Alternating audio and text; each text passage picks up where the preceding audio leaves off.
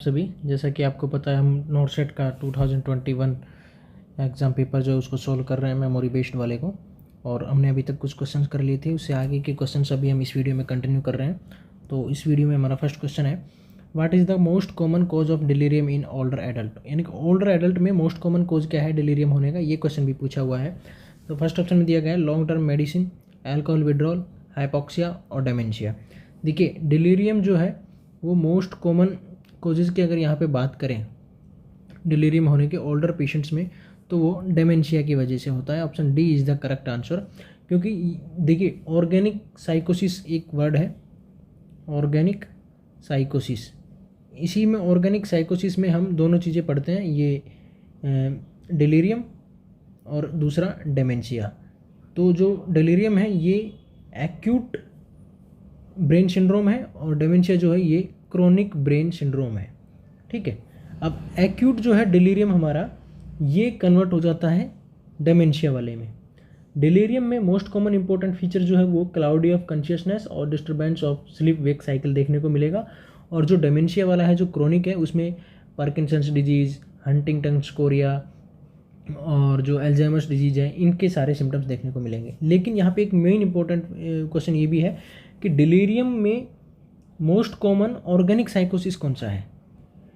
Most common organic साइकोसिस, most common organic साइकोसिस, देखिए organic साइकोसिस तो दो हैं, कौन कौन से हैं, डिलीरियम और डेमेंशिया। लेकिन मोस्ट कॉमन ऑर्गेनिक साइकोसिस की यहाँ पे हम बात करें तो आएगा आंसर डिलीरियम।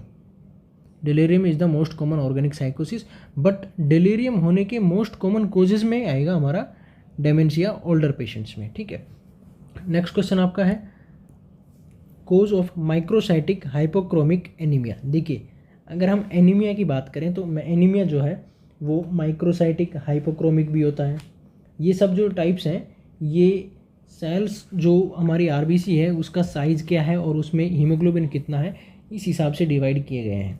देखिए एक तो है माइक्रोसाइटिक हाइपोक्रोमिक, दूसरा है मैक्रोसाइटिक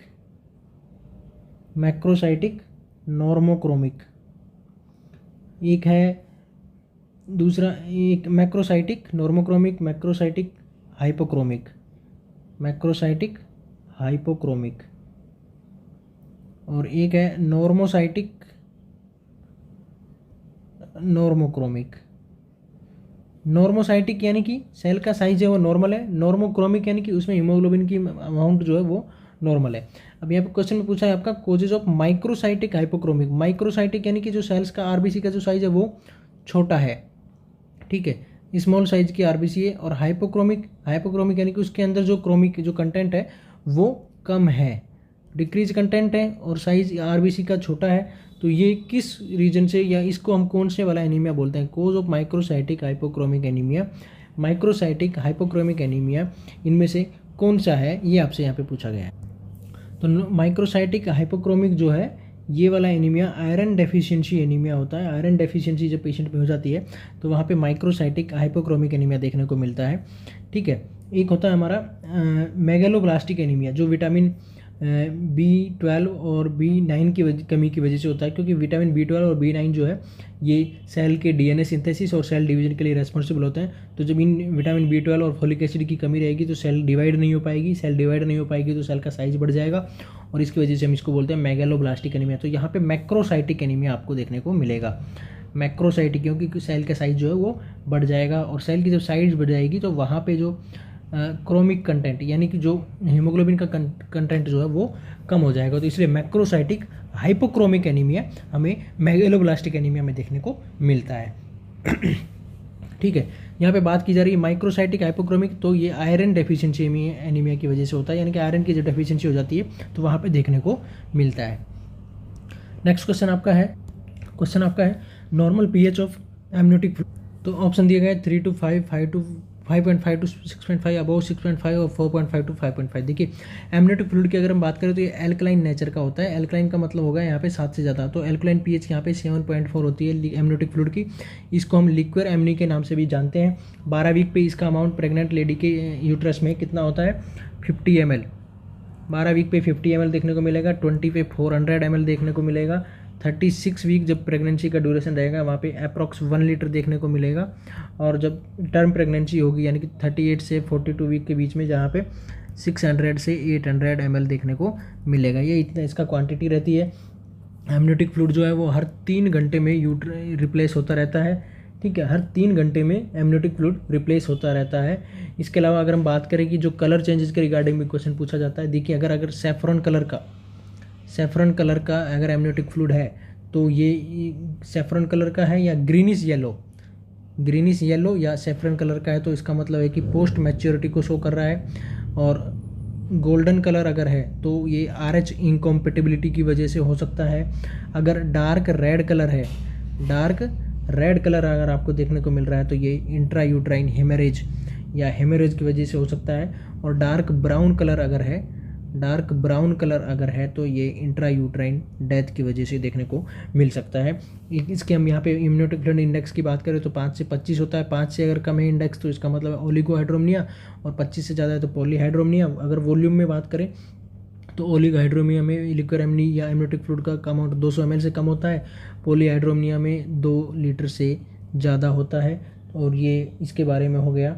अगर ग्रीन कलर का है एमनियोटिक फ्लूइड, अगर ग्रीन कलर का है मेकोनियम स्टेन्ड है तो इसका मतलब है वो फीटल डिस्ट्रेस को शो कर रहा है। और इसके अलावा एक और इम्पोर्टेंट क्वेश्चन एमनियोटिक फ्लूइड से रिलेटेड है कि अगर इंक्रीज लेवल हमें देखने को मिल रहा है, इंक्रीज लेवल ऑफ एसिटाइल कोलिनेस्टरेज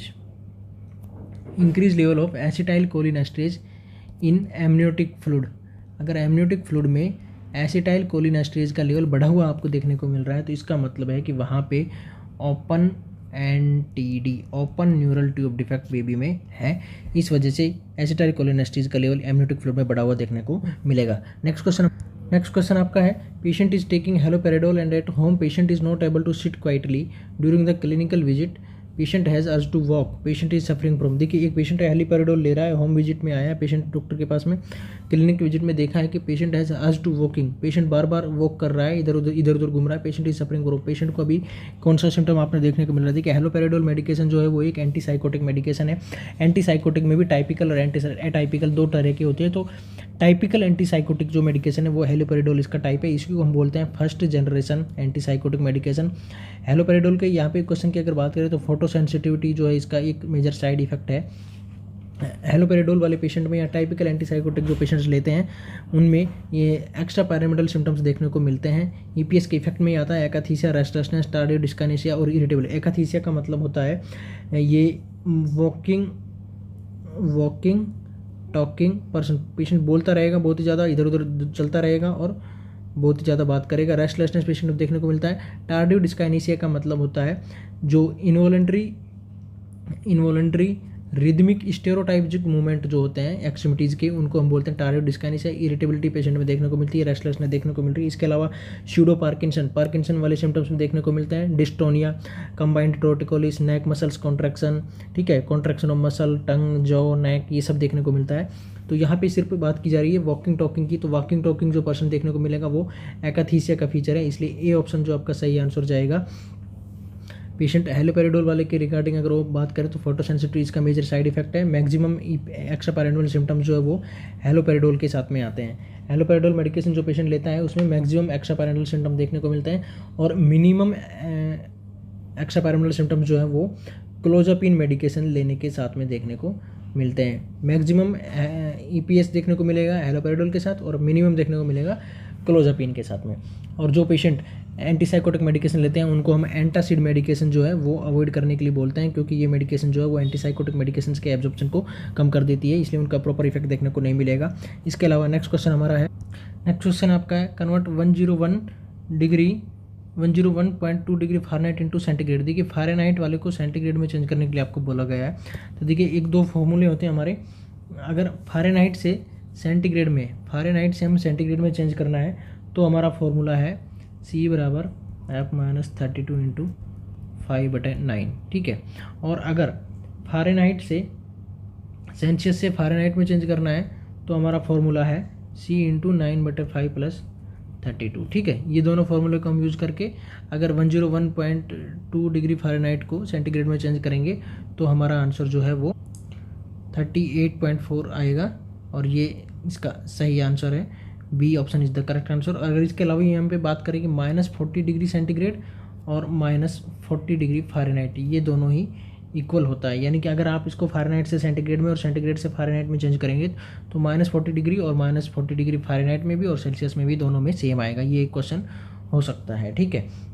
इसके अलावा नेक्स्ट क्वेश्चन आपका है, a female patient has come with facial burn injury into the emergency department in conscious condition, what will be the treatment for this patient. ये एक पेशेंट है जिसका facial burn injury हुआ है, आपके पास इमरजेंसी डिपार्टमेंट में आया है, पेशेंट कॉन्शियस है, अभी आप क्या करेंगे ये पूछा गया है। First option, apply sulfasalazine suggest to come after 7 days in the emergency. अभी सल्फासाइलाज़ाइन लगा देंगे पेशेंट के बर्न एरिया पे और 7 दिन बाद में बुलाएंगे इमरजेंसी में, या फिर admit the patient and start further treatment. Patient को एडमिट करेंगे, ट्रीटमेंट स्टार्ट कर देंगे। तीसरा, open burn area in air वाले एरिया में, ओपन एरिया में बर्न्स को ओपन करेंगे। या last apply sulfasalazine and suggest to come in hospital after 48 अभी सल्फासाइलाज़ाइन ऑइंटमेंट लगा देंगे और फिर आने के लिए बोलेंगे कि 48 आवर्स के बाद में आना। देखिए, अगर फेशियल बर्न इंजरी पेशेंट में होता है या अपर चेस्ट का इंजरी होता है तो वहाँ पे पेशेंट को इनलेशनल हो जाने के कारण वहाँ पे अपर एयरवे जो है वहाँ पे एडिमा और स्वेलिंग देखने को मिल सकता है। इस वजह से अगर एडिमा और स्वेलिंग देखने को मिल रहा है तो पेशेंट को रेस्पिरेटरी ऑब्स्ट्रक्शन हो सकता है। इसलिए हमारे यहाँ पे मेन प्रायोरिटी पेशेंट को रेस्पिरेटरी प्रॉब्लम नहीं हो ये होती है, इसलिए हम पेशेंट को यहाँ पे एडमिट करेंगे और उसके फर्दर ट्रीटमेंट को स्टार्ट करेंगे। Option B is the correct answer. Sulfasalazine और जो है ये अभी नहीं करना है, क्योंकि अगर इमरजेंसी में अब आप 7 दिन बाद में बुला रहे हैं तो इसका मतलब क्या है कि अभी पेशेंट को कुछ भी हो सकता है, क्योंकि उसका अपर रेस्पिरेटरी ट्रैक्ट या फेशियल बर्न इंजरी है तो उसको इनहेलेशनल इंजरी होने के भी चांसेस हैं, ठीक है। इसलिए ए ऑप्शन आपका गलत हो जाएगा। Open burn area in air में ओपन बर्न एरिया को कभी भी ओपन नहीं करते क्योंकि वहाँ पे इन्फेक्शन होने के बहुत ही ज़्यादा चांसेस बढ़ जाएंगे। Apply sulfasalazine and suggest to come in hospital after 40। Sulfasalazine भी अभी नहीं लगाएंगे क्योंकि सल्फासाइलाज़ाइन जो है वो बर्न एरिया में स्कैरिंग क्रिएट करता है, इसलिए तुरंत ये नहीं लगाई जाती। यहाँ पे हम बैक्टीरियसिन नाम से एक ऑइंटमेंट आती है उसको लगा सकते हैं, वो एक एंटीबायोटिक ऑइंटमेंट है, ठीक है। इसके अलावा नेक्स्ट क्वेश्चन आपका है, a patient has chronic liver disease with disturb of coagulation due to deficiency of, यानी कि एक लीवर डिजीज वाला पेशेंट है, क्रोनिक CLD है उसको और इस वजह से पेशेंट को कोगुलेशन डेफिशिएंसी हो रही है, तो क्या रीज़न हो सकता है। देखिए, अगर यहाँ पे ऑप्शन नहीं है हमारे पास में तो हम इस मेमोरी बेस्ड पेपर है, हम इसके रिगार्डिंग क्या हो सकता है कि क्रोनिक लीवर डिजीज वाले पेशेंट में क्या देखने को मिलता है। क्रोनिक लीवर डिजीज वाले पेशेंट में जो फैट सोल्यूबल विटामिन है A, D, E और K, इनके A, D, E के स्टोरेज की जो कैपेसिटी है वो कम हो जाती है, ठीक है। तो विटामिन K क्या है हमारा, क्लोटिंग में हेल्पफुल रहता है, तो इसका लेवल कम हो जाएगा तो क्या है, पेशेंट में कोगुलेशन डिसऑर्डर देखने को मिलेगा। इसके अलावा दूसरा ये है कि जो हमारे मोस्ट ऑफ द जो क्लोटिंग फैक्टर्स जो होते हैं, मोस्ट ऑफ जो क्लोटिंग फैक्टर्स है उनका प्रोडक्शन जो है वो लीवर के थ्रू ही होता है, लीवर से होता है। और जब पेशेंट में क्रोनिक लीवर डिजीज देखने को मिलेगा तो लीवर डैमेज हो जाएगा, क्लोटिंग फैक्टर का प्रोडक्शन नहीं होगा, तो इसलिए पेशेंट में कोगुलेशन या ब्लीडिंग टेंडेंसी बढ़ जाएगी या कोगुलेशन डिसऑर्डर देखने को मिलेगा, ठीक है। इसके अलावा नेक्स्ट क्वेश्चन आपका है, which fluid use to inflate in urinary catheter balloon. जबकि यूरिनरी कैथेटर बैलून को इन्फ्लेट करने के लिए इनमें से आप कौन सा फ्लूइड यूज करते हैं, NS, हाइड्रोजन पेरोक्साइड, RL और डिस्टिल वाटर। देखिए, जो पेशेंट को जब हम कैथेटर लगाते हैं तो उसमें जो बैलून को इन्फ्लेट करने के लिए हम जो फ्लूइड यूज़ करते हैं वो हमारा होता है distil water. Option B is the correct answer. Next question आपका है, इसके अलावा अगर कैथेटर से रिगार्डिंग हम बात करें तो देखिए, NS का यूज़ हम इसलिए नहीं करते हैं क्योंकि NS जो है वहाँ पे जाकर के क्रिस्टलाइजेशन कर देगी, क्रिस्टलाइजेशन हो जाएगा तो इसका मतलब कि वो हार्ड हो जाएगा जो बैलून है अंदर वो, और जब हम कैथेटर को रिमूव करेंगे तो वो रिमूव नहीं हो पाएगा, रिमूवर में प्रॉब्लम आएगी। इसके अलावा एक कैथेटर से रिलेटेड क्वेश्चन ये भी बनता है कि इसमें कितना, आइडियली 10 से 15 ml हम इसमें अमाउंट डालते हैं, लेकिन ये मैक्सिमम 30 ml तक हो सकता है। इसके अलावा ये भी डिपेंड करता है किस फ्रेंच का आपने कैथेटर यूज़ किया है, ठीक है। इसके अलावा जब हम यूरिनरी कैथेटर की टेपिंग की अगर बात करेंगे तो ये इनर एस्पेक्ट जो है हमारी पेशेंट की थाई का, वहाँ पे हम इसको अटैच करते हैं या उसके साथ में चिपका देते हैं ताकि जो टेलीस्कोपिंग जो है कैथेटर का वो नहीं हो पाए, ठीक है। इसके अलावा अगर लंबे समय तक हमें कैथेटर यूज़ करना है तो उसके लिए हम फिर सिलिकॉन वाला कैथेटर यूज़ करते हैं, ना कि रबर कैथेटर यूज़ करेंगे, ठीक है। इसके अलावा जब भी किसी पेशेंट को हमें कैथेटर इंसर्ट कराना है तो प्रॉपर एंटीसेप्टिक मेजर्स का यूज़ करते हुए प्रॉपर टेक्निक के साथ में स्टेराइल ग्लव्स और ड्रेसिंग सेट या जो जिस चीज़ का आप यूज़ कर रहे हैं पूरा पेंटिंग करने के लिए कैथेटर को किसी भी तरह से दूसरी चीज़ को टच नहीं कराना है, प्रॉपर स्टेराइल टेक्निक का यूज़ करते हुए इंसर्ट कराना रहता है, ठीक है। नेक्स्ट क्वेश्चन आपका है, क्वेश्चन आपका है, what are the best things to break chain of infection. Infection की चेन को ब्रेक करने के लिए मोस्ट इंपॉर्टेंट या बेस्ट थिंग कौन सी है? Hand wash. आपको जहाँ भी हैंड वॉश दिखे वहाँ पे आप क्लिक कर दीजिएगा, क्योंकि हैंड वॉश जो है वो सबसे बेस्ट मेथड है इन्फेक्शन प्रिवेंट करने का, इसलिए option A is the correct answer. Next question आपका है, a lactating mother history of 4 days fever, warmness, tenderness and pain in left breast, which management is appropriate. एक पेशेंट है, एक mother है, लैक्टेटिंग मदर है, 4 दिन के हो गए, उसको फीवर हो रहा है, वार्मनेस हो रहा है, टेंडरनेस और पेन इन लेफ्ट ब्रेस्ट देखने को मिल रहा है। आप इनमें से कौन सा मैनेजमेंट अप्रोप्रिएट रहेगा आपके हिसाब से? फर्स्ट ऑप्शन है अवॉइड ब्रेस्ट फीडिंग को अवॉइड करना है, warm compress before feeding warm compress करवाना है, या medication use to suppress for breast milk का जो प्रोडक्शन यहाँ पे हो रहा है उसको कम करने के लिए मेडिकेशन देंगे, या इंसिजन एंड ड्रेनेज IND करेंगे। देखिए यहाँ पे जो सिम्टम्स है कौन से? फीवर है 4 दिन से, वार्मनेस है, टेंडरनेस है और पेन है। ये सिम्टम्स जो है मास्टाइटिस के सिम्टम्स हैं, ये पेशेंट में देखने को मिल सकते हैं। 2 से 3 वीक तक अगर कंटिन्यू यहाँ पे अगर इन्फेक्शन बना रहता है तो ये इनके लिए फिर आगे का प्रोसीजर है वो इंसिजन एंड ड्रेनेज करेंगे, अगर वहाँ पे पस बन गया तो। इसलिए ऑप्शन डी यहाँ पे गलत हो जाएगा, क्योंकि अभी सिर्फ 4 दिन हुए। अवॉइड ब्रेस्ट फीडिंग को अवॉइड नहीं करना है, क्योंकि अगर ब्रेस्ट फीडिंग को अवॉइड करेंगे तो यहाँ पे और भी ज़्यादा एंगोर्ज ब्रेस्ट देखने को मिलेगा। एंगोर्ज ब्रेस्ट का मतलब क्या हो गया कि ब्रेस्ट में और भी ज़्यादा मिल्क रहेगा, तो आपको अवॉइड नहीं करना है। और अगर अवॉइड करेंगे तो बेबी को क्या पिलाएंगे, ये भी एक क्वेश्चन बनता है, इसलिए ए ऑप्शन जो आपका गलत हो जाएगा। तीसरा है medication use to suppress for breast milk के सप्रेशन को कम करने के लिए कोई भी मेडिकेशन हम नहीं देंगे। यहाँ पे हम क्या करेंगे, warm compress before feeding. Baby को फीडिंग कराने से पहले ब्रेस्ट में वार्म कंप्रेशन देंगे, और इंट्रा फीडिंग यानी कि जब हम बेबी को ब्रेस्ट फीड करा रहे हैं फ्रीक्वेंटली कराएंगे, वार्म पैक अप्लाई करेंगे बिफोर फीडिंग, और आइस पैक अप्लाई करेंगे बिटवीन फीडिंग। जब बेबी को फीडिंग करा रहे हैं तो आइस पैक अप्लाई करेंगे, और फीडिंग कराने से पहले हम उस ब्रेस्ट को वार्म कंप्रेशन से या वार्म एप्लीकेशन देंगे। ठीक है, यहाँ पे option B is the correct answer. Warm compression देंगे बिफोर फीडिंग, और अगर बिटवीन फीडिंग की बात की जाए तो वहाँ पे आइस एप्लीकेशन करेंगे। नेक्स्ट क्वेश्चन आपका है, what is the most common cause of breast abscess in 38-year-old lactating mother.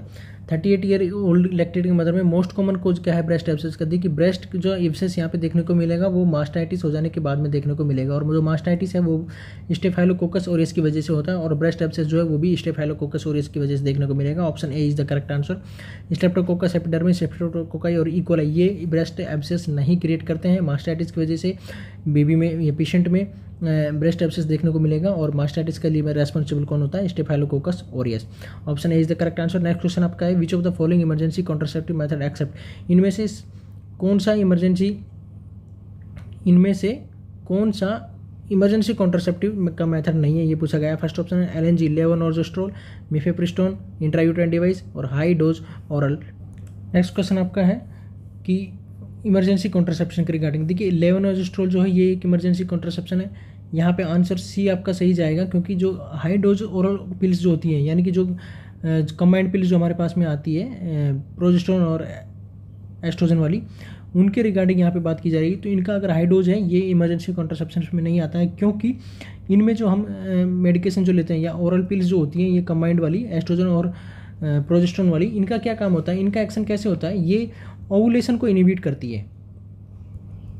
ये जो हम ओरल कॉन्ट्रासेप्शन जो पेशेंट लेता है तो ओवुलेशन इनहिबिट करती है, लेकिन यहाँ पे क्या है इमरजेंसी कॉन्ट्रासेप्शन के रूप में यहाँ पे यूज़ कर रहे हैं। तो यहाँ पे फर्टिलाइजेशन मान लीजिए होने के चांसेज हैं, मान लीजिए ओवुलेशन हो गया और अभी फर्टिलाइजेशन होने के चांसेज हैं, तो क्या अभी ओवुलेशन हो जाने के बाद ओवुलेशन इनहिबिशन मेडिकेशन लेने का तो कोई रिजल्ट ही देखने को नहीं मिलेगा, इसलिए ऑप्शन सी आपका सही जाएगा। लेकिन लेवोनॉर्जेस्ट्रोल में क्या है, ये प्रोजेस्टेरोन होता है, प्रोजेस्टेरोन ये एंटी प्रोजेस्टेरोन यहाँ पे काम करेगी।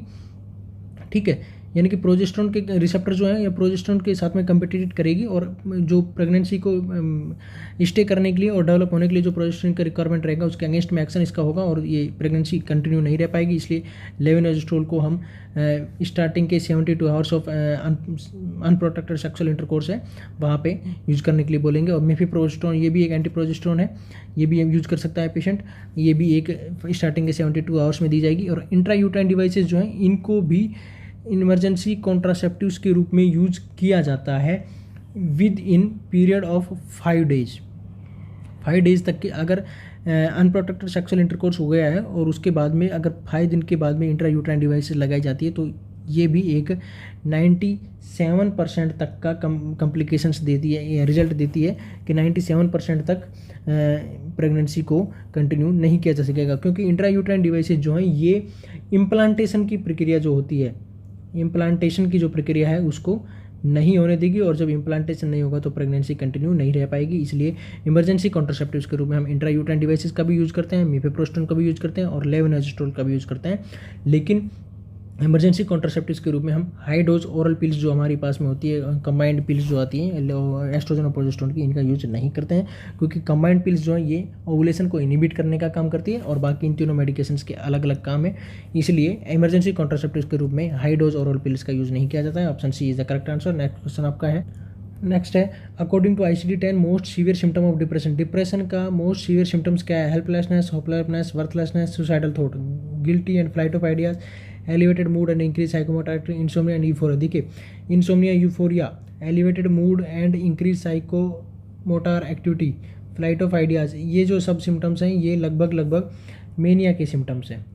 ठीक है, यहाँ पे पूछा गया है डिप्रेशन के सिम्टम्स और मोस्ट सीवियर डिप्रेशन के सिम्टम्स वहाँ आएंगे जहाँ सुसाइडल थॉट पेशेंट में देखने को मिल रहा है। Option A is the correct answer. Helplessness, hopelessness और वर्थलेसनेस और सुसाइडल थॉट आपने को देखने को मिलेगा। नेक्स्ट क्वेश्चन आपका है, आइडेंटिफाई द फॉलोइंग इमेज। ये इमेज कौन सा है, ये आपसे पूछा गया है। देखिए, ये एक ड्रेन है, ओपन ड्रेन है या क्लोज ड्रेन है या जैक्सन प्रेट ड्रेन है या सिंपल ड्रेन है। देखिए, ये एक रोमोवेक ड्रेन है, रोमोवेक ड्रेन। ठीक है, लेकिन ऑप्शन में रोमोवेक ड्रेन नहीं दिया गया है, तो पूछा गया है ओपन ड्रेन है या क्लोज ड्रेन है। ये एक कंप्लीटली क्लोज्ड सर्किट रहता है, इसलिए ये एक क्लोज ड्रेन है। Option B is the correct answer. देखिए, अगर और हम बात करें रिगार्डिंग द ड्रेन्स, तो देखिए एक्टिव ड्रेन होता है और एक पैसिव ड्रेन। एक्टिव ड्रेन यानी कि वो ड्रेन होता है जिसमें सक्शन क्रिएट किया जाता है, चाहे वो पहले ही नेगेटिव सक्शन क्रिएट कर दिया जाए। Active drains are maintain under suction either negative और पॉजिटिव, पॉजिटिव वे में सक्शन हो या नेगेटिव वे में सक्शन हो, यानी कि एक्टिव ड्रेन वहाँ पे एक्टिव रहेगा आपका। जैसे कि जैक्सन प्रेट ड्रेन, ये जैक्सन प्रेट ड्रेन है, ये एक नेगेटिव सक्शन पे बेसिस पे काम कर रहा है। हीमोवेक ड्रेन या रोमोवेक ड्रेन जो होता है, जिसको पहले ही हम लगाने से पहले पिंच करके नेगेटिव सक्शन क्रिएट कर देते हैं। ठीक है, इसमें क्या है कि लगा हुआ जहाँ पे भी है, जैसे ये हीमोवेक ड्रेन है, इसमें जो भी ड्रेन जो आएगा वो अपने आप आएगा, क्योंकि जब इसको हम लगाएंगे तो इसको पंच करके कंप्लीटली इसको बंद करके जब लगाते हैं, ठीक है, अभी जब धीरे धीरे इसमें ड्रेन वापस आने लग जाएगा तो इसका साइज बढ़ता हुआ चला जाएगा। ये एक हीमोवेक ड्रेन है और ये एक्टिव ड्रेन है। क्लोज ड्रेन में आएगा क्योंकि ये पूरा इसका सर्किट जो वो बंद रहता है, इसमें कहीं भी इन्फेक्शन होने के चांसेस जो है वो बहुत ही मिनिमम रहते हैं। पैसिव ड्रेन मतलब जिसमें अपने आप ही ड्रेन आ रहा है। अपने आप किस में आता है, जैसे इसमें लगा हुआ है पेनरोज ड्रेन में आएगा। ये कोरुगेटेड ड्रेन जो लगा हुआ है, इसमें अपने आप ही ड्रेन आता रहेगा। इसमें ना तो पेशेंट को कुछ करना है और ना ही ये जो ड्रेन वाला जो सिस्टम है उसमें कुछ करने की जरूरत रहती है। जैसे फोरिज कैथेटर में भी अपने आप ड्रेन होता रहता है, टी ट्यूब में भी अपने आप ड्रेन रहता है, एनजी ट्यूब में भी अपने आप ड्रेन होता रहता है। तो ये एक पैसिव ड्रेन है। और ओपन पैसिव ड्रेन में भी कौन सा आता है, ये कोरुगेटेड। देखिए यहाँ तक ये बस ओपन है। पेनरोज ड्रेन जो होते हैं ये भी ओपन है, तो ये एक ओपन है। जो ये देखिए पूरा का पूरा सर्किट जो इसका क्लोज्ड है, तो ये एक क्लोज्ड ड्रेन है। और अगर ये नेगेटिव और पॉजिटिव सक्शन पे बेस्ड है तो ये एक एक्टिव ड्रेन होगा। और अगर नेगेटिव पॉजिटिव किसी तरह का भी सक्शन नहीं है, सिर्फ और सिर्फ ग्रेविटी के फोर्स से या अपने आप ही वहाँ से कोई फ्लूइड हाई प्रेशर से लोअर प्रेशर अंडर प्रेशर अगर आ रहा है तो वो पैसिव ड्रेन होगा। ठीक है, नेक्स्ट क्वेश्चन आपका है, नेक्स्ट है आपका, when teaching a client with peripheral vascular disease about foot care a nurse should include which instruction. एक पेशेंट है जिसको पेरिफेरल वास्कुलर डिजीज है, उसको फुट केयर के लिए नर्स क्या इंस्ट्रक्शन देगी। फर्स्ट ऑप्शन है avoid using corn starch on the feet में कॉर्न स्टार्च यूज नहीं करना है। Avoid using nail clipper to cut the nail cut करने के लिए नेल क्लिपर का यूज़ नहीं करना है। अवॉइड वियरिंग कैनवास शूज़ का यूज़ नहीं करना है। अवॉइड वियरिंग कॉटन सॉक्स या कॉटन सॉक्स का यूज नहीं करना है। देखिए, पेरिफेरल वास्कुलर डिजीज़ का मतलब क्या है कि वहाँ पे पेशेंट में वास्कुलर प्रॉब्लम जो है वहाँ पे प्रॉब्लम होती है पेरिफेरल साइड में, लोअर लिस्टम एक्सट्रीमिटीज़ में। तो वहाँ पे क्या है, ब्लड की सप्लाई कम होगी। ब्लड की सप्लाई कम होगी तो वहाँ पे वुंड होने के यानी कि लेक ऑफ ब्लड सप्लाई की वजह से पैलर देखने को मिलेगा, नमनेस देखने को मिलेगा, अल्सर होने के चांसेस रहेंगे। अगर अल्सर हो गया है तो वहाँ पे गैंग्रीन भी डेवलप हो सकता है क्योंकि पुअर ब्लड की सप्लाई वहाँ पे रहेगी। ठीक है, अब इस तरह के पेशेंट को फुट केयर देने के लिए नर्स को क्या इंक्लूड करना पड़ेगा, नर्स को प्रॉपर केयर उसका करना है ताकि फुट का कि उसमें अल्सर डेवलप नहीं हो सके। अगर नेल कट नहीं करेंगी तो इंग्रो टोएनेल पेशेंट में देखने को मिल सकता है और इंग्रो टोएनेल से वहाँ पे अल्सर हो सकते हैं। इसलिए नर्स क्या करेगी कि उसको टोएनेल्स का केयर करने के लिए बोलेगी। तो ये ऑप्शन तो हमारा हट गया है। ठीक है, कि अवॉइड नहीं कराना है क्योंकि हमें तो अवॉइड दिया हुआ है सभी में, तो अवॉइड नहीं कराना है बल्कि हमें ये कराने के लिए बोलना है। तो ठीक है, ऑप्शन बी आपका गलत हो गया। Avoid wearing canvas shoes, avoid wearing cotton socks. Cotton socks जो है कि वहाँ पे पेशेंट को जो पैर में पर्सपिरेशन जो देखने को मिलेगा, पर्सपिरेशन को एब्जॉर्ब करने के लिए यानी कि पसीने को एब्जॉर्ब करने के लिए, पर्सपिरेशन को एब्जॉर्ब करने के लिए कॉटन हेल्पफुल होती है। तो अवॉइड नहीं करना है बल्कि हम कॉटन सॉक्स को पहनने के लिए एडवाइस करेंगे पेशेंट को। इसलिए ऑप्शन डी भी आपका गलत हो जाएगा। कॉर्न स्टार्च जो ये भी पर्सपिरेशन को अवॉइड करता है या सोक करता है।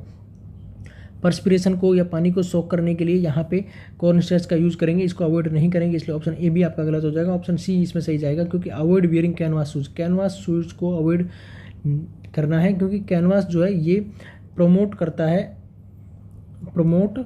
पर्सपिरेशन प्रमोट होगा। तो इसका मतलब क्या है कि पैरों में नमी बनी रहेगी, वेट रहेंगे तो वहाँ पे किसी भी रीजन से स्किन के डिस्क्वेमेशन होने के चांसेस रहेंगे और पेशेंट को अगर पेरिफेरल वास्कुलर डिजीज है तो वहाँ पे अल्सर जल्दी डेवलप होने के चांसेस रहेंगे। इसलिए option C is the correct answer, avoid wearing canvas shoes को अवॉइड करना है। नेक्स्ट क्वेश्चन आपका है नॉर्मल सीरम पोटेशियम लेवल कितना होता है? 3.5 से 5.1 मिलीकॉलन पर लीटर होता है। Option A is the correct answer.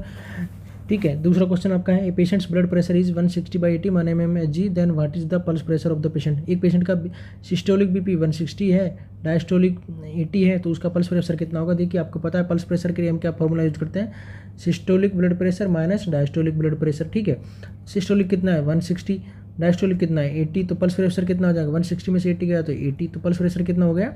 80 mmHg। Option C is the correct answer. लेकिन अगर नॉर्मल पल्स प्रेशर की हम यहाँ पे बात करें तो नॉर्मल पल्स प्रेशर 40 mmHg होता है, क्योंकि नॉर्मल बीपी कितना होता है? सिस्टोलिक ब्लड प्रेशर 120 और डायस्टोलिक कितना होता है 80, तो 120 में से 80 गया तो 40, तो 40 mmHg जो है नॉर्मल पल्स प्रेशर देखने को मिलता है। अगर नॉर्मल बीपी की बात करें तो 120/80 देखने को मिलता है। अगर इसको हम पास्कल में लिखें तो 16/11 किलो पास्कल होता है, 16/11 किलो पास्कल होता है। ये ESI में पूछा हुआ है 16/11 किलो पास्कल। ठीक है, और अगर यहाँ पे हम बात कर लें कि systolic blood pressure, diastolic blood pressure और पल्स प्रेशर जो होता है, इसके तीनों का नॉर्मल रेशियो की अगर बात करें तो उन तीनों का normal ratio 3:2:1। Systolic blood pressure कितना 120, डायस्टोलिक ब्लड प्रेशर कितना 80, पल्स प्रेशर कितना नॉर्मली 40, तो 3, 2 और 1 ये इसका अनुपात रहता है, रेशियो रहता है 3:1 systolic blood pressure, diastolic blood pressure और पल्स प्रेशर। इसके अलावा एक और क्वेश्चन होता है मीन एट्रियल प्रेशर निकालने का एक और फॉर्मूला होता है 2D + S/3। 2D यानी कि डायस्टोलिक प्रेशर का 2 गुना डायस्टोलिक प्रेशर कितना होता है नॉर्मली 80, 2D + S यानी कि सिस्टोलिक प्रेशर कितना होता है 120/3।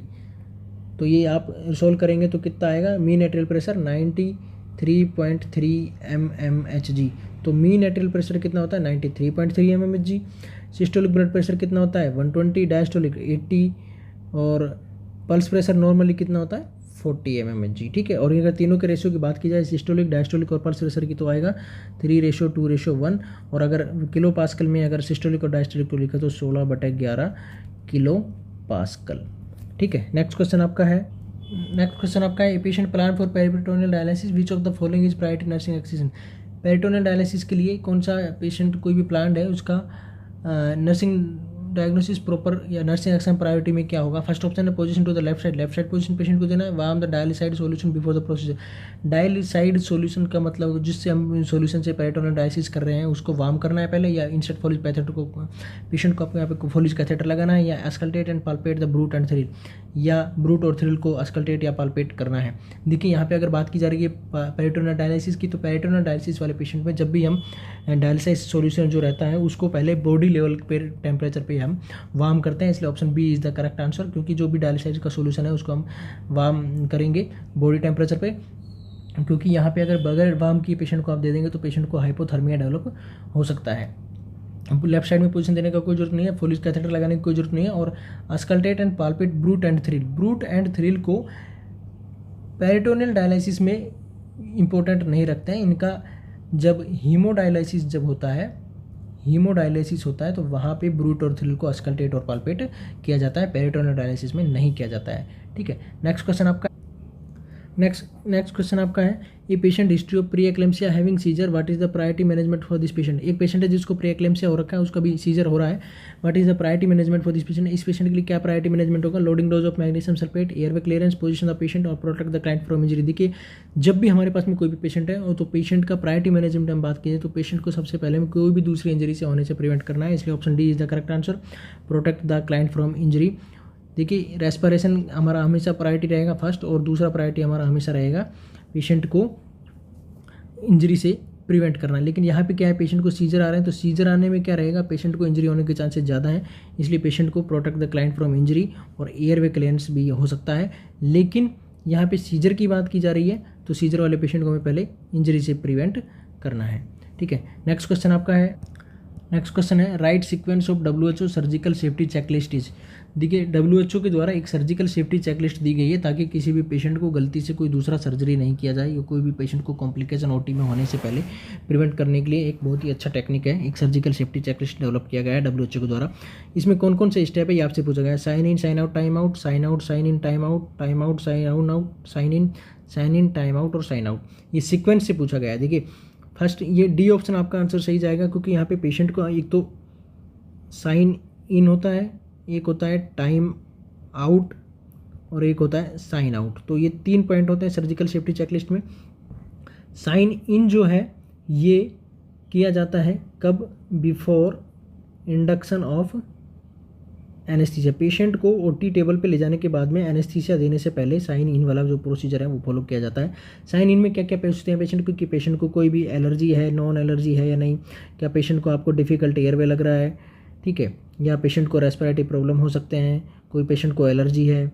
इसके अलावा पेशेंट में कितनी देर तक मतलब इसके अलावा कि और कितनी देर तक पेशेंट को दूसरा मैकेनिकल वेंटिलेशन या पोस्ट ऑप रिकवरी के बाद में वेंटिलेशन की ज़रूरत हो सकती है। ठीक है, टाइम आउट कब किया जाता है, टाइम आउट किया जाता है बिफोर स्किन इंसिजन, पेशेंट को इंसिजन लगाने से पहले टाइम आउट वाला प्रोसीजर फॉलो किया जाता है। इसको कंफर्म करता है टाइम आउट वाले को कौन, सर्जन जो होता है जिसको सर्जरी करनी है वो करता है, और साइन इन वाले प्रोसीजर को फॉलो कौन करता है, जब जो एनेस्थीसिया वाला होता है, एनेस्थेटिस्ट जो होता है वो इसको कंप्लीट करते हैं कि पेशेंट का एयरवे ऑब्स्ट्रक्शन हो सकता है या नहीं, एलर्जी है या नहीं। टाइम आउट में बिफोर इसकी इंसिजन किया जाता है, सर्जन जो है वो कंफर्म करता है, क्या क्या पूछते हैं कि पेशेंट का क्या सर्जरी होना है, पेशेंट सेम है या नहीं है, पेशेंट का साइट कौन सा है सर्जरी का, कितना ब्लड लॉस होने के चांसेस हैं, ठीक है, पेशेंट का रिकवरी का प्रोसीजर कितना रहेगा, क्या रिकवरी ये कॉम्प्लिकेटेड है या नहीं है, ठीक है।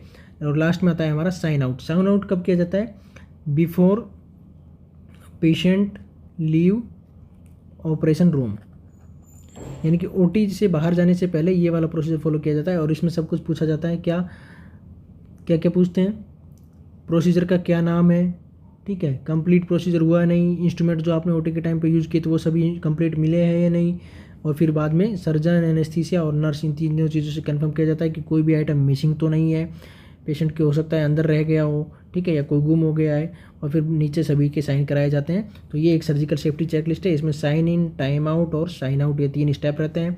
साइन इन जो है वो एनेस्थीसिया वाले कंफर्म करते हैं, टाइम आउट जो है वो सर्जरी वाले करते हैं, और साइन आउट को तीनों मिल करके करते हैं, सर्जन, एनेस्थीसिया वाले और नर्सेज, ठीक है। साइन इन को बिफोर इंडक्शन किया जाता है, टाइम आउट को बिफोर स्किन इंसिजन किया जाता है, और साइन आउट को before patient shifting from outside of the OT, जब OT टेबल से पेशेंट बाहर जाता है तो उससे पहले ही किया जाता है, ठीक है।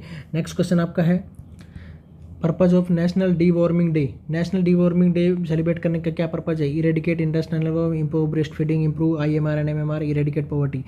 D warming day national maintenance करने का या सेलिब्रेट करने का क्या पर्पज़ है, इरेडिकेट इंटेस्टाइनल वर्म्स को इरेडिकेट करने के लिए नेशनल डी वार्मिंग डे मनाया जाता है। कब मनाया जाता है, 10 फरवरी को मनाया जाता है।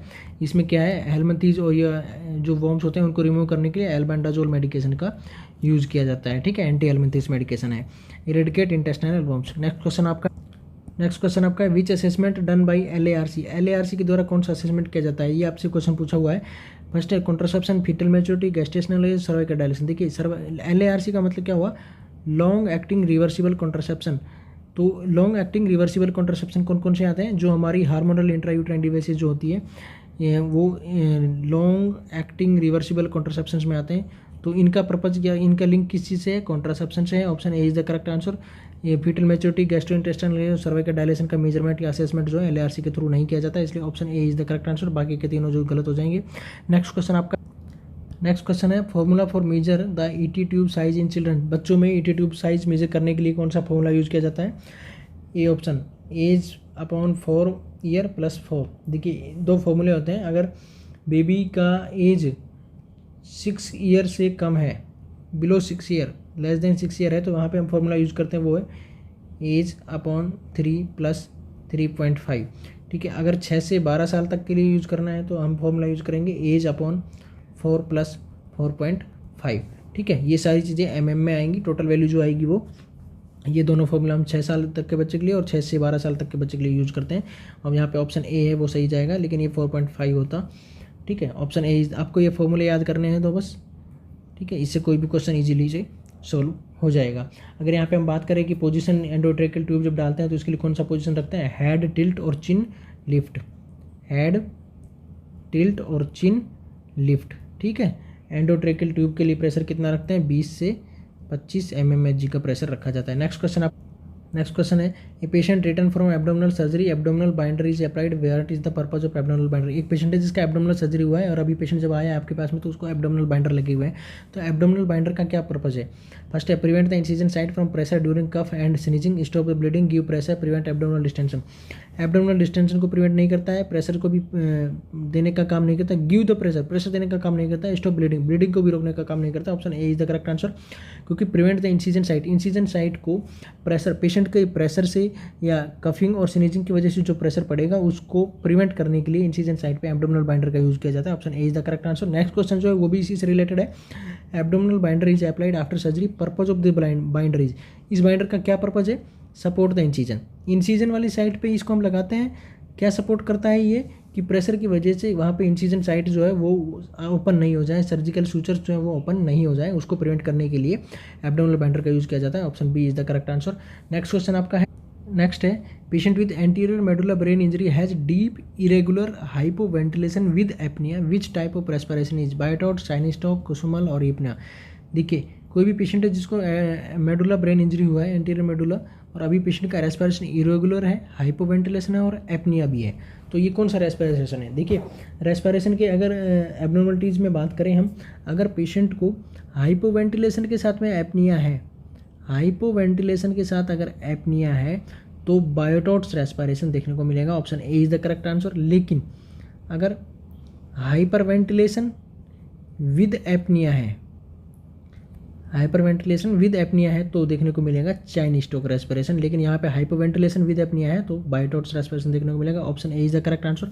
कुसुमल रेस्पिरेशन जो है, कुसुमल रेस्पिरेशन का मतलब क्या हुआ, कुसुमल रेस्पिरेशन देखने को मिलता है deep gasping respiration, gasping respiration जैसे कि डायबिटिक कीस्टो एसिडोसिस वाले पेशेंट में देखने को मिलता है, उसको हम बोलते हैं कुसुमल रेस्पिरेशन। यूपनिया, ये जो नॉर्मल रेस्पिरेशन आप और हम जो कर रहे हैं वो नॉर्मल रेस्पिरेशन है, इसको हम बोलते हैं यूपनिया, ठीक है।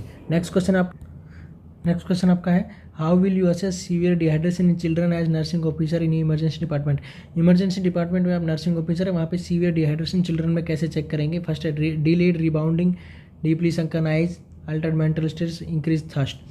ये severe dehydration baby assist children में आप कैसे असेस करेंगे। यहाँ पे ऑप्शन देखने को मिलेगा आपको बी आंसर करेक्ट जाएगा, क्योंकि डीपली संकनाइज यहाँ पे पेशेंट का है जो वो डिहाइड्रेशन आपको शो कराएगी, और सीवियर डिहाइड्रेशन में डीपली संकनाइज यहाँ पे पेशेंट में देखने को मिलती है। लेकिन इसके अलावा अगर हम और यहाँ पे बात करें, स्किन टर्गर कैसे चेक करते हैं। स्किन टर्गर के चेक करने की यहाँ पे अगर बात की जाए कि एडल्ट में स्किन टर्गर कहाँ पे चेक करेंगे हम, स्टर्नम या चेस्ट पे करेंगे, और चिल्ड्रन में अगर हमें स्किन टर्गर चेक करना है डिहाइड्रेशन के लेवल में तो वो हम चेक करेंगे एब्डोमन में, ठीक है। एडल्ट के लिए स्टर्नम या चेस्ट, और चिल्ड्रन में चेक करेंगे तो एब्डोमन से चेक करेंगे।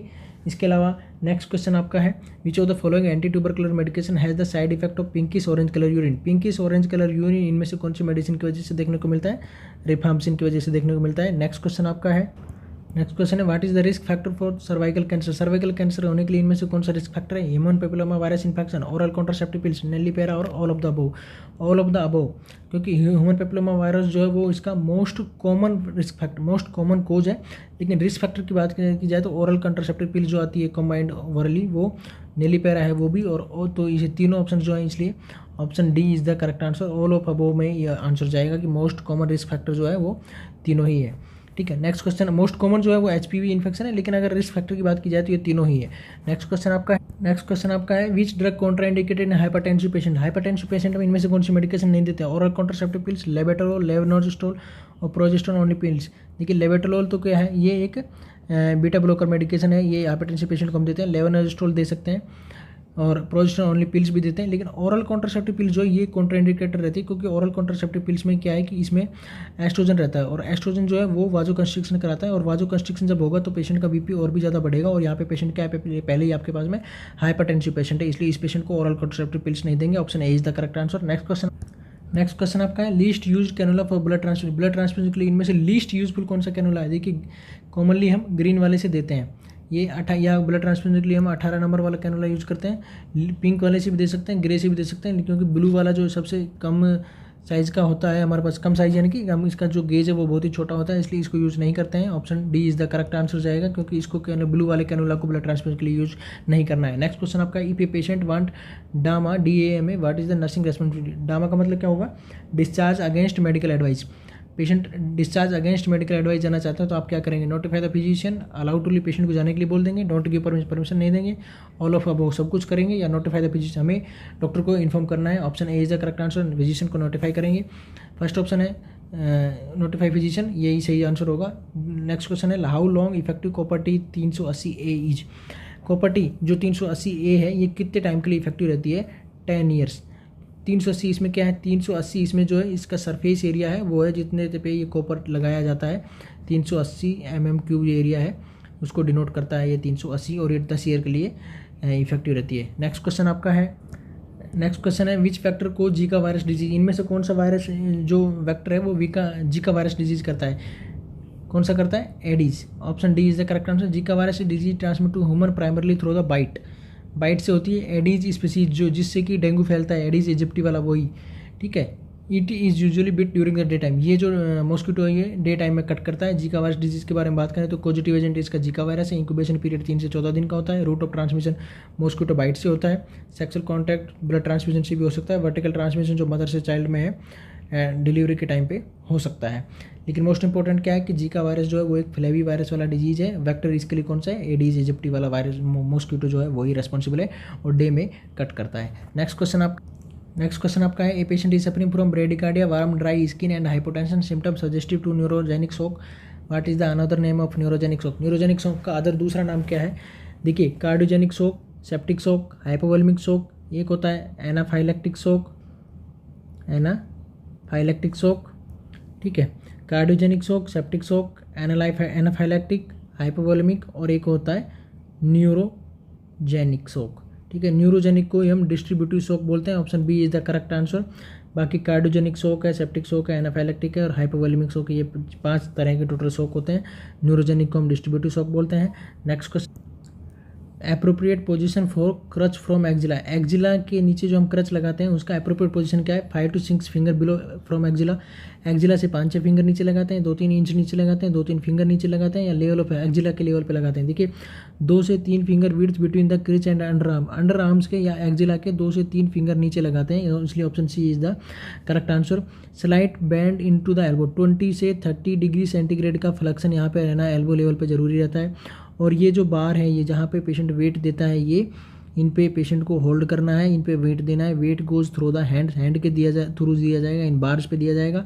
और bottom end of the crutch more than width apart, यानी कि जो ऊपर वाला एरियाज में जो जितना डिस्टेंस है इतना इससे ज़्यादा नीचे वाले एरिया में रहेगा ताकि प्रॉपर बेस सपोर्ट बना रहे, ठीक है। ये हम क्रच के रिगार्डिंग बातें करते हैं। नेक्स्ट क्वेश्चन है episiotomy should be done at. Episiotomy कब की जाती है? Prior to crowning, full dilation of cervix, before delivery of baby, after delivery of the cervix. देखिए आफ्टर डिलीवरी ऑफ सर्विक्स ये तो कोई क्वेश्चन ऑप्शन ही नहीं है, ऑप्शन गलत हो गया। Before delivery of baby, baby के डिलीवरी से होने से पहले नहीं करते हैं। फुल डायलेशन ऑफ सर्विक्स का फुल डायलेट हो गया तब भी नहीं करते हैं। Prior to crowning just prior to crowning किया जाता है। एपिसियोटोमी इसको हम बोलते हैं पेरिनियोटोमी। मोस्ट कॉमन जो प्रोसीजर है ऑब्स्टेट्रिक में यही किया जाता है एपिसियोटोमी। और मोस्ट कॉमन एपिसियोटोमी का जो टाइप है वो है मीडियो lateral episiotomy most common type है। इसमें ब्लड लॉस ज़्यादा होता है हालांकि, लेकिन मीडियो लेटरल सबसे ज़्यादा होता है। और सेकंड मोस्ट कॉमन जो है वो मीडियो लेटरल मोस्ट कॉमन है, और सेकंड मोस्ट कॉमन जो है वो मीडियन एपिसियोटोमी है, ठीक है। नेक्स्ट क्वेश्चन आपका है during the discharge process nurse note that the incision site is red warm and swelling that indicate. देखिए एक पेशेंट है जो अभी डिस्चार्ज होकर जा रहा है, लेकिन डिस्चार्ज होते टाइम नर्स ने देखा है कि उसकी इंसिजन साइट यानी कि जहाँ से आपने सर्जरी किया था वो इंसिजन साइट है जहाँ पे कट लगाया था वो रेड है अभी वार्म, वहाँ पे थोड़ा टेम्परेचर बढ़ा हुआ है, स्वेलिंग भी आपको देखने को मिल रही है, तो इसका मतलब क्या है, वुंड डिसेंस है या इन्फेक्शन है, हेमोरेज है, एविसरेशन है।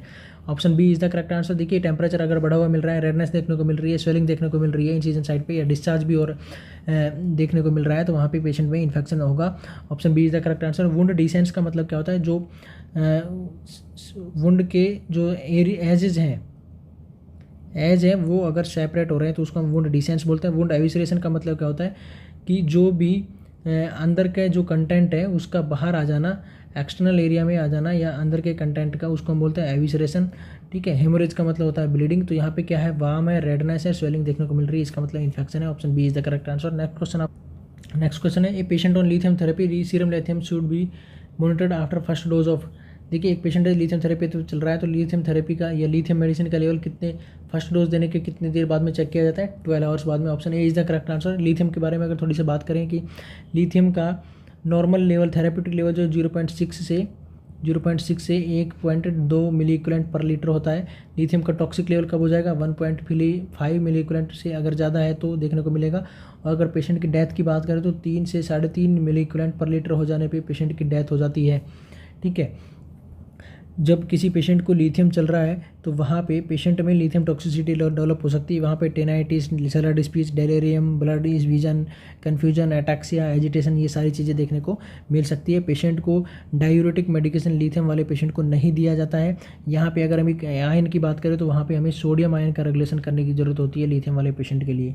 ठीक है, ये था सब लिथियम के बारे में। नेक्स्ट क्वेश्चन आप, duration of secondary PPH. Secondary PPH का ड्यूरेशन क्या होता है कि पीपीएच का मतलब होगा पोस्टपार्टम हेमरेज। पोस्टपार्टम हेमरेज दो तरह से होता है, प्राइमरी और एक होता है सेकेंडरी। तो सेकेंडरी वाले को हम बोलते हैं लेट हेमरेज। प्राइमरी हेमरेज का मतलब क्या होगा, जो डिलीवरी होने के फर्स्ट 24 आवर्स में हो जाता है उसको हम बोल रहे हैं प्राइमरी हेमरेज। और जो फर्स्ट 24 आवर्स कंप्लीट हो जाने के बाद से और 6 वीक तक जो होता है उसको हम बोलते हैं लेट पीपीएच या secondary PPH. Most common PPH जो है या अर्ली पीपीएच जो है वो होता है हमारा जो फर्स्ट 24 आवर्स में ही हो जाता है, उसको हम बोल रहे हैं प्राइमरी पीपीएच। क्वेश्चन में आपसे पूछा गया है सेकेंडरी पीपीएच कौन सा, तो सेकेंडरी पीपीएच कौन सा होता है, जो after 24 hours to 6 week of postpartum period में जो डेवलप होता है। Option A is the correct answer. और जो स्टार्टिंग है फर्स्ट 24 आवर में हो जाता है उसको हम बोलते हैं अर्ली पीपीएच या प्राइमरी पीपीएच। नेक्स्ट क्वेश्चन आपका, what is the use of KMC. KMC kangaroo mother care का क्या पर्पज है, to prevent infection, to increase breast feeding, as a contraceptive, to prevent hypothermia. Kangaroo mother care का purpose है main hypothermia से prevent करने के लिए। Option D is the correct answer. KMC के रिगार्डिंग अगर पढ़े तो low cost approach for the care low birth weight baby के केयर करने के लिए यूज़ किया जाता है। मेथड इंट्रोड्यूस किया था एज अ रे ने 1978 में। ठीक है, स्किन टू स्किन कॉन्टैक्ट यहाँ पे मेंटेन करते हैं, थर्मल कंट्रोल होता है, इफेक्टिव होता है, ब्रेस्ट फीडिंग भी बढ़ती है और बॉन्डिंग भी मदर और बेबी के बीच में बढ़ती है। 3 इंपॉर्टेंट एस्पेक्ट केएमसी की अगर बात करें तो पोजीशन है क्या, स्किन टू स्किन कॉन्टैक्ट रहेगा प्रेग्नेंट में लैक्टेटिंग मदर का और बेबी का, एक्सक्लूसिव ब्रेस्ट फीडिंग भी कराएंगे यहाँ पे, अर्ली डिस्चार्ज होगा, follow up KMC should be continued at home. KMC को कंगारू मदर केयर को होम पे भी कंटिन्यू किया जा सकता है। लो कॉस्ट अप्रोच हमारा इसमें रहता है, कोई भी खर्चा नहीं होता है। केएमसी जो है वो लो बर्थ वेट बेबीज के लिए कॉमनली प्रीफर किया जाता है। मोस्ट इंपॉर्टेंट इसका रीजन क्या है, हाइपोथर्मिया को प्रिवेंट करने के लिए। नेक्स्ट क्वेश्चन है, weaning is to be started at which month. Weaning को कब स्टार्ट किया जाता है, वीनिंग का मतलब ब्रेस्ट फीडिंग, जब हम एक्सक्लूसिव ब्रेस्ट फीडिंग कराई जाती है, एक्सक्लूसिव ब्रेस्ट फीडिंग कराई जाती है अप टू 6 मंथ। जब 6 मंथ कंप्लीट हो जाते हैं तो उसके बाद में इसके अलावा ब्रेस्ट मिल्क के अलावा कुछ जो धीरे धीरे पेशेंट को, जैसे दाल का पानी है, हल्का लिक्विड है जो पाउडर वाला फॉर्म में जो आता है, या इसके अलावा जो बाहर से जो पानी पिलाया जाता है, ये सारी जो चीज़ें दूसरी ऐड कर रहे हैं हम एक्सक्लूसिव ब्रेस्ट फीडिंग के अलावा, उसको जब हम स्टार्ट करते हैं तो उसको बोलते हैं वीनिंग। और वीनिंग हम कब करते हैं, जब 6 महीने के बाद में की जाती है। Option A is the correct answer. Next question है, all of the following disease caused by virus except. इनमें से सारी डिजीज जो वायरस के द्वारा होती है लेकिन एक नहीं होती है, कौन सी, scrub typhus. Option C is the correct answer. और स्क्रब टाइफस जो है वो एक बैक्टीरियल इन्फेक्शन है, बैक्टीरिया का नाम है ओरिएंटा टुसुमुसी। ठीक है, ये larval mite through bite of infected chigger के थ्रू होता है। Scrub vector borne zoonotic disease spread by contact with infected person होती है। ठीक है, ये बाकी तीनों जो है वो वायरल इन्फेक्शन है। Option C is the correct answer. Next question आपका है, a normal vaginal labour is conducted which activity will be always present in this procedure. एक पेशेंट है जिसका भी नॉर्मल लेबर हो रहा है, वेजाइनल लेबर हो रहा है, तो इनमें से which activity will be, normal labour में इनमें से कौन सी एक्टिविटी हमेशा प्रेजेंट रहती है। फर्स्ट, गिव फंडल प्रेशर देने की जरूरत रहती है, एपिसियोटोमी देते हैं, given perineal support, give methergine to the patient. Methergine क्या है, और ऑक्सीटोसिक मेडिकेशन है। क्या ऑक्सीटोसिक मेडिकेशन हमेशा दी जाती है? इसके बिना क्या डिलीवरी पॉसिबल नहीं है? ऐसा नहीं है ज़रूरी। गिव पेरिनियल, पेरिनियल सपोर्ट हम हमेशा देते हैं पेशेंट को। Option C is the correct answer. Fundal pressure भी किसी पेशेंट में देने की ज़रूरत हो सकती है, लेकिन किसी में नहीं होगी। और फंडल प्रेशर भी हम कब देंगे? जब रिटेंड प्लेसेंटा हो गया, प्लेसेंटा की डिलीवरी नहीं हो पा रही, तब देते हैं। एपिजियोटोमी किसी पेशेंट में दे सकते हैं आप, किसी में देने की जरूरत नहीं पड़ती है, इसलिए ऑप्शन ए और बी दोनों गलत हो जाएंगे। Option C is the correct answer. Perineal support हर पेशेंट में दिया जाता है। Option C is the correct answer. ये था हम ये नॉरसेट 2021 के क्वेश्चन के बारे में। इसके बारे में हम अगला नेक्स्ट पेपर जब भी लेके आएंगे तो आएंगे दूसरी वीडियो के साथ में। तब तक आप हमारे साथ में बने रहिए। Thank you.